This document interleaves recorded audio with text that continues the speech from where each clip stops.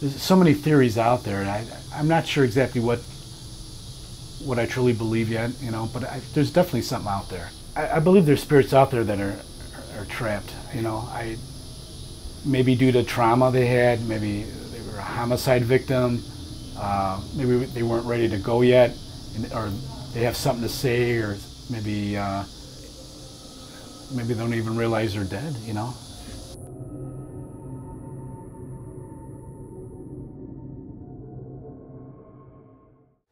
Well, I'll tell you, I've been a Chicago police officer for almost 19 years. I deal with the police department now, the surveillance cameras that they call them the blue light cameras throughout the city.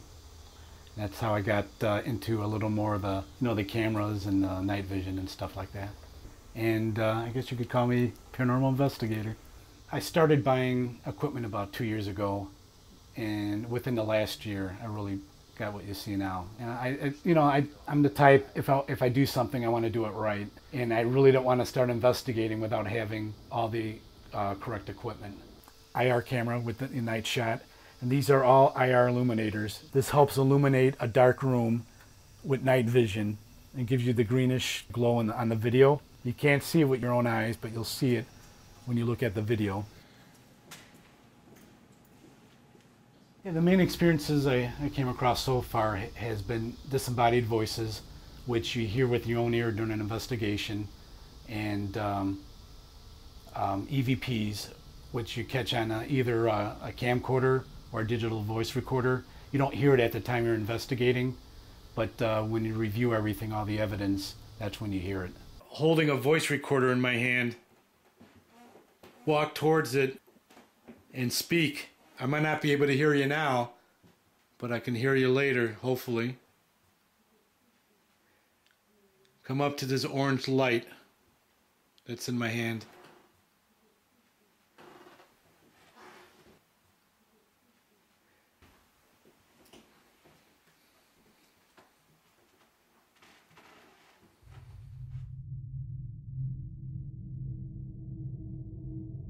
Now this is in Park Ridge. This voice recorder is right in the middle of the hallway, right off the bathroom. You'll hear a voice saying, "Oh God." Camcorders didn't catch it, only the voice recorder in the hallway.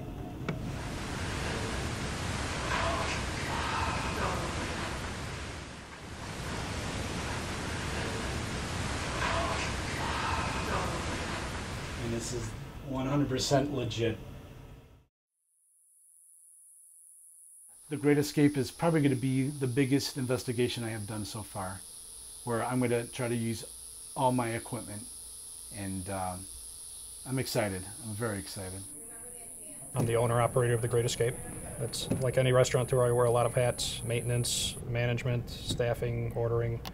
Going out investigating, make sure we listen to what they say, any employees, and make sure we try to cover all the hot spots they say, where the activity's hot, you know, where it happens. Down here is where I have a hard time getting the staff to come down by themselves.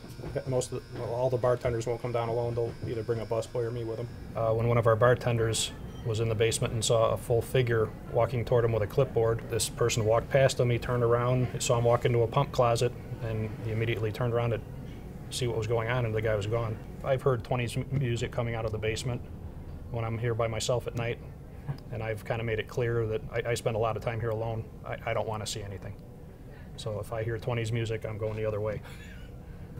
Like I say, we've had times where there's been a lot of activity and others where there haven't. I mean, I can't explain it more than anybody else can, but I don't necessarily believe in ghosts. I just know I've seen things that I can't explain.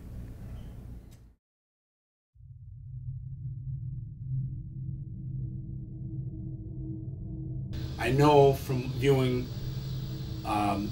the other cameras, I know at that time that it happened, we were just starting the investigation. We were entering, all of us, we were the first floor, you know, the banquet hall, dining area, no further than the bar.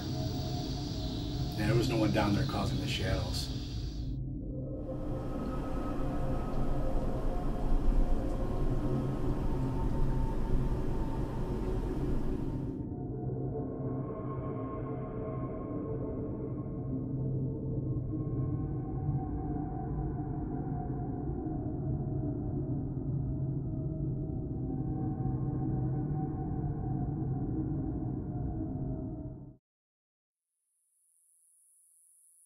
4 or 5 hours investigating, and then you have 6 digital voice recorders going, you know, that you got to listen minute for minute, you know, at 4 or 5 hours per each recording, and you know, you got to pay attention. You could miss something just like that.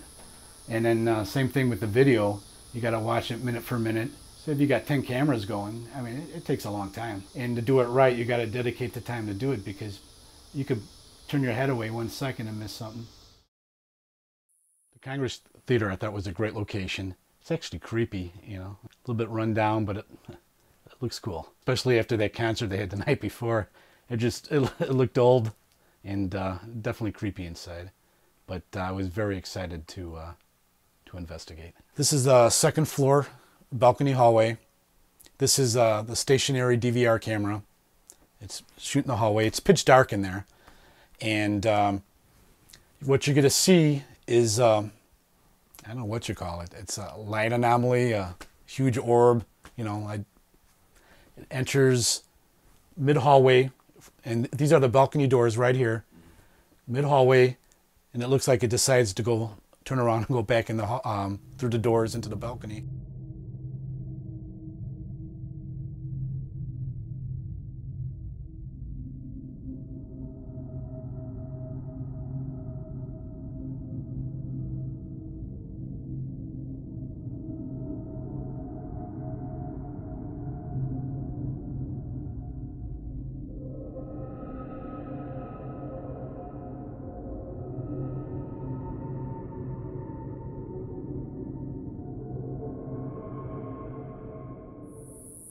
I think one of the main reasons I got into this, because I'm the type that needs proof to believe, to try to get as much evidence as possible, then show it, and then let people make their own decision. In my heart, I can say whatever I show, I know in my heart is real, that I did whatever I could to make sure it wasn't outside noise or whatever, you know. No, I'm not afraid visiting the haunts or investigating them. The only thing I'm scared of, a little nervous of bringing something home. You know, I don't mind going out investigating, but I just don't want anything coming to my house and haunting my house.